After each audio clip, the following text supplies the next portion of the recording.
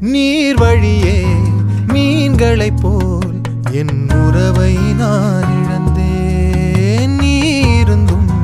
நீருந்தும் ஒரு துறவை நான் அடைந்தேன். ஒளி பூக்கும் இருளே வாழ்வின் பொருளானி வலி தீர்க்கும் வலியாய் வாஞ்சை தரவா.